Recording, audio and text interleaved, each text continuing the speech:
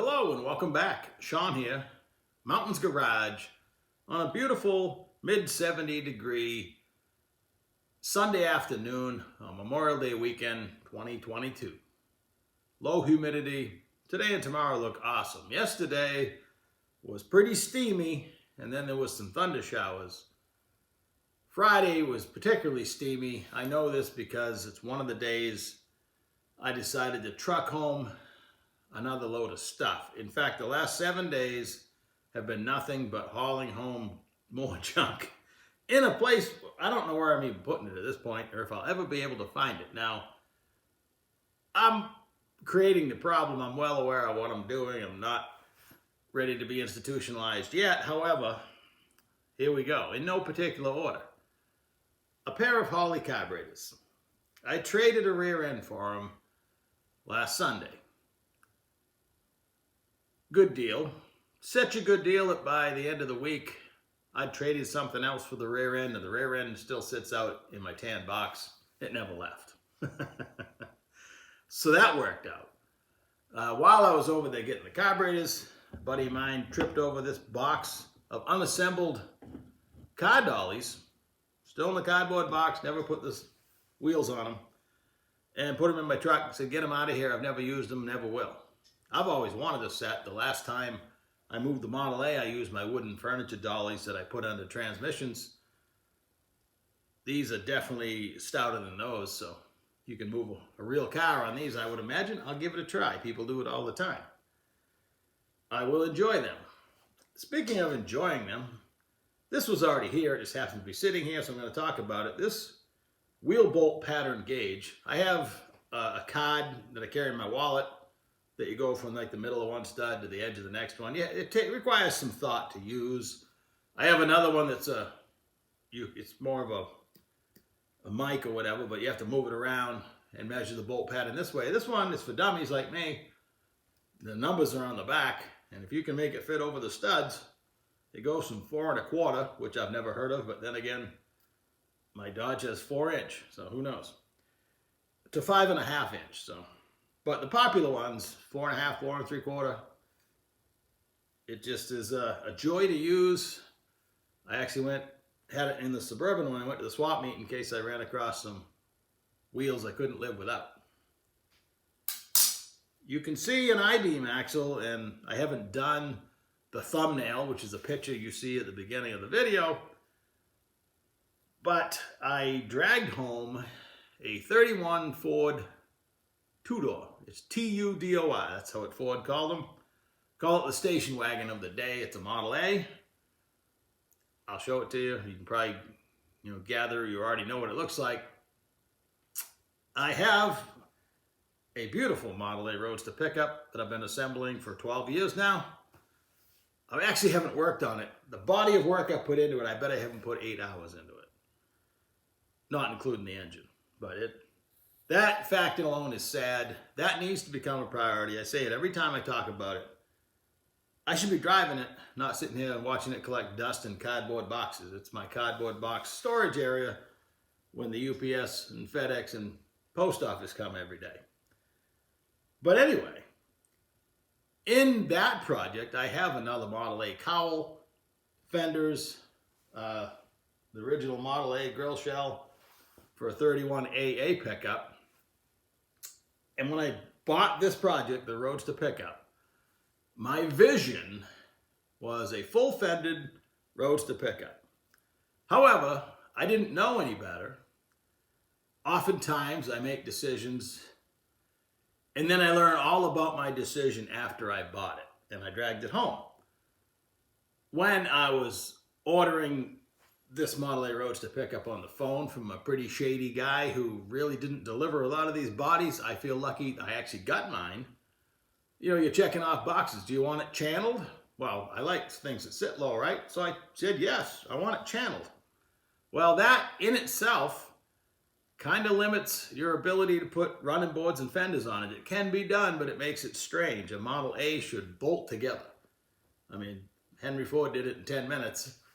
It shouldn't take me 2 decades to put one together. But since I made that decision and others, I've toyed with trying to make the fenders and running boards fit, or just run an open wheel. But here it sits, and I need to fix that. So this Model A Tudor came with a brand new, unwelded, just in pieces, 32 Ford frame, the Model B 32. People love those. They love to, you got to squeeze them or pinch them together to make them fit the Model A cowl area and some other modifications. I'm just, giving the 10,000 feet view of it, but they run that style of frame on a Model A when you're not running fenders and running boards, because they like the look of the thicker Model A frame with the reveal. It has a nice curve. It's really sexy, if you will. But I'm still having this full fender dream. It would be a shame to weld up that 32 Ford chassis and hide it with running boards and stuff. It can be done because the 32 Ford came with all that stuff. But that's an unknown I have, and I'll show it to you again. I picked up, it's the anti-hot rod frame. It's everything cliche. It's everything nobody who wants a traditional hot rod would ever put under their Model A, but it's Mustang 2 front. It's box tube and frame. It's nothing fancy. It has a 4-link rear. The 4-link rear is fine. I actually put one in this Roadster pickup. Pretty much the same one. It has an 8.8 Ford rear, 5-lug Mustang 2 front. It's in theory really cool. I paid $200 for it. I walked by it in a junkyard and said, "What's that?" And the guy loads the frame on my trailer and then comes out of the office with a whole box of steering U-joints and shafts that somebody had attempted to, this thing was assembled at one point. There's motor mounts in it, kind of. Anyway, if I took the two-door body and all the other sheet metal I have, I could have my full-fendered car. I have a power steering Mustang 2 rack. I prefer manual, but I already have the power steering rack, so I don't know which way I'm going to go. It is as undecided as anything, but that's all part of the process. I could build it with that chassis and then someday weld the 32 and swap everything over. I mean, it's just endless possibilities. And it's another project. I think I lost count. There might be 12. But it came with a brand new 4-inch drop axle, a lot of small parts, all the top material. It has all the wooden bows and the leather or whatever that you're going to make the top out of, which is kind of a pain because that stuff takes up a lot of space, but I'll need it someday. A lot of people run the open top, but having an actual roof over my head might be nice because obviously Roadster pickup, unless I put a convertible top on it. When I got this, I had just sold my last motorcycle, and I took half that money, took half of it and paid bills, the other half, I bought this thing. And I was thinking I was replacing my motorcycle with 4 wheels and an open top and wind in my hair, back when I had hair. We'll start with the carburetors. Again, chrome bowls on a regular Holley greenish gold carburetor. Carburetors have definitely been bolted on, but I wouldn't say they've been run a whole lot. Of course, I'll have to take them apart. I have a set of 350s, like 4 sets of 450 CFM carbs, and a lot of 600s. But these are still probably one of the nicest set I have, so. And I'm a dual quad fan, so I went ahead and brought them home. I had saved enough parts to have 2 really nice 750 Holleys that just left on the 505-inch big block I traded for the 56 wagon. So the 421 is going to have dual carbs I think, and I thought I could possibly use these on there. I have the drop axle on the bench because I'm trying to identify it. I have just noticed some writing, so I'm hoping, I know it's new, I hope it's good quality. The frame and everything else was bought back in the early 2000s, so who knows. I dragged home a half a load of 9-inch Ford stuff. This was a complete rear, allegedly out of a Pro Street Camaro. It's 52-inch wheel hub to wheel hub, which is how I like to measure them. Somewhat disappointed to find, I knew it had a stock Ford center section. I thought it had a spool in it, because it definitely spun both wheels, but it seems to have some type of forward positive traction in it. I just pulled it out and it's still dripping oil. Got 420 gears. But it has re-splined stock axles that are 28 spline. So while this in theory, you could use it even maybe in the 56, which is underneath. The frame on the 56 is 41 inches to the outside, and that's 52 inches to the wheel mounting surface, so seems logical that you could have the right offset wheel. But after I tub it and move the springs in, to use that, we'll see. But the other rear was 35 inches wide with 35 spline axles. It's just housing in axles. And I got 2 brake sets, which is what I was most excited about, because drum brakes with drums and backing plates and all that stuff, they're $300-ish a set.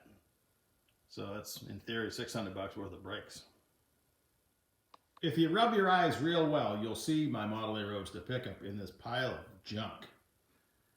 Now imagine, if you will, a lift here. I almost did it 5 years ago. Things were a lot cheaper then. I bought the lift that the Nova's on in the 3rd bay back when I built the garage, 2006. And I believe I paid $1,400 for it brand new.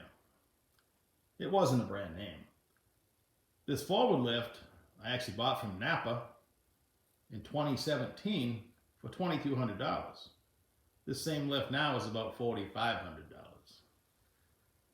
My buddy installs lifts. He's right down the street, has a hot rod shop of his own.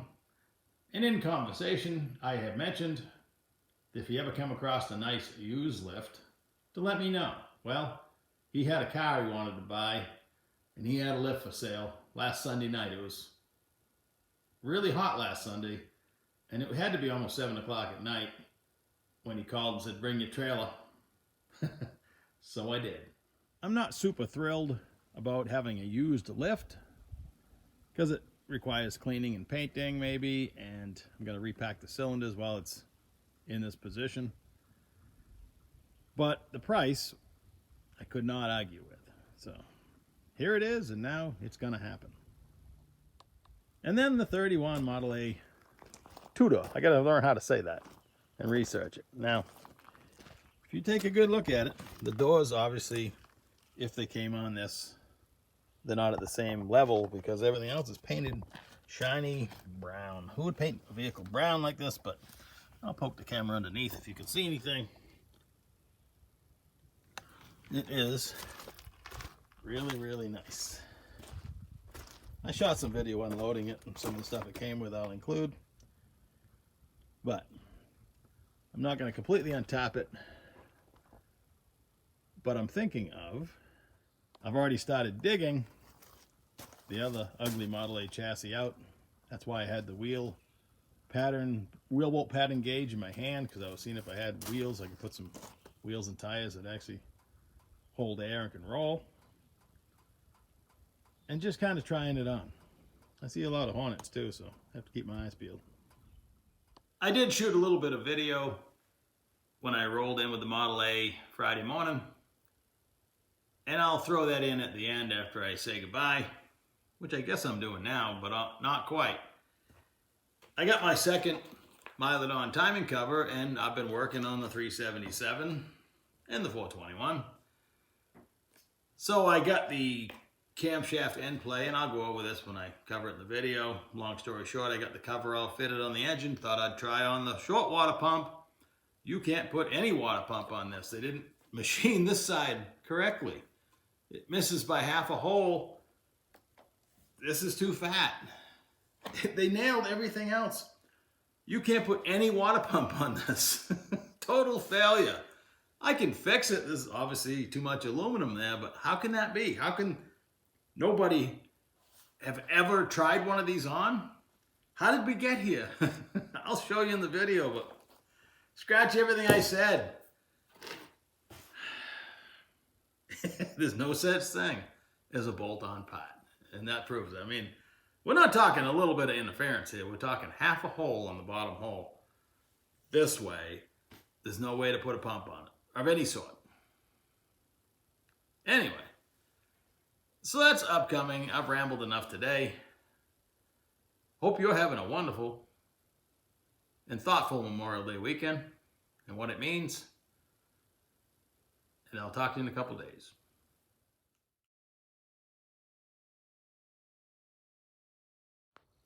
It's hot out. I've already unloaded the frame rails. I figured while it's all hot and sweaty and it's not raining yet, I'd get the old Model A unloaded. You would think. I just went down to Dearborn, wherever they built this thing, Michigan, down to the Ford plant and bought it. I mean, the doors don't match. They need a little work. But for 30 or 31, it comes with a title I don't have yet, but man, not bad. Comes with the unsplit wishbone for the front. And like I say, you saw the frame rails potentially, 32 Ford frame rails. Got the X piece, box and plates, cross members buried in there, spindles, front axle, steering column. I haven't even dug through it all. The guy was just throwing it in there. The top material, all the pieces to put the top on. I guess they used chicken wire back then. Wood for the bows. All kinds of cool stuff.